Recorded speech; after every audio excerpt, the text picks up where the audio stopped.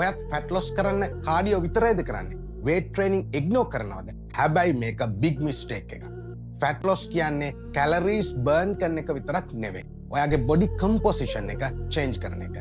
Cardio විතරක් කළා ඔයාගේ weight එක අඩු වෙන්න පුළුවන්. හැබැයි body shape එක change වෙන්නේ නැහැ. මම Dr. ADI consultant doctor කෙනෙක් සහ certified fitness coach කෙනෙක් විදිහට ඔයාට share කරන්නේ safe and practical fitness advice.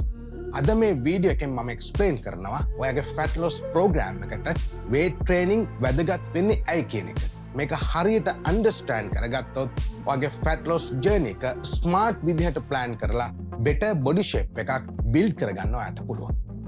muscle preserve කිරීම. ඔයා fat loss කරනකොට ඔයා calorie deficit එකකට යනවා. ඒ කියන්නේ calorie ගන්න මට්ටම අඩුයි. එතකොට body fat එකත් එක්ක ඔයාගේ muscle එකත් අඩු වෙන්න පුළුවන්. නමුත් weight training කරනකොට ඔයාගේ muscle එක maintain කරන, ඒ කියන්නේ muscle එක තියාගන්න ඕන signal එකක් මේකෙන් ලබා දෙනවා. body shape improve වෙනවා. ඔයාගේ weight එක scale එකේ අඩු වුණාට ඔයාගේ body එකේ shape එක එකම වෙන්න පුළුවන්. හැබැයි ඔයා muscle preserve කරගෙන fat loss කරොත් ඔයාගේ body එකට tight, strong ඒ වගේම better look එකක් එනවා. strength and function maintain වෙනවා. ඔයා fat loss කරනකොට ඔයා weak වෙලා tired feeling එකක් එන්න පුළුවන්.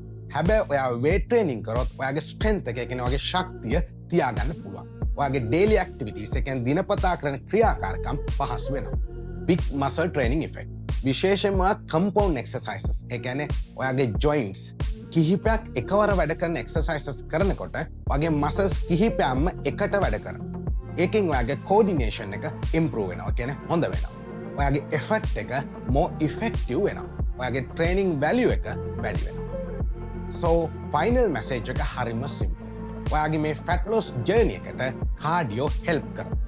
Nutrition එක must. ඒ කියන්නේ අනිවාර්යයි. හැබැයි ඔයා resistant training කරේ නැත්නම්, ඒ කියන්නේ weight training කරේ නැත්නම් ඔයාගේ මේ fat loss plan එක incomplete. ඒ කියන්නේ සම්පූර්ණ නැහැ.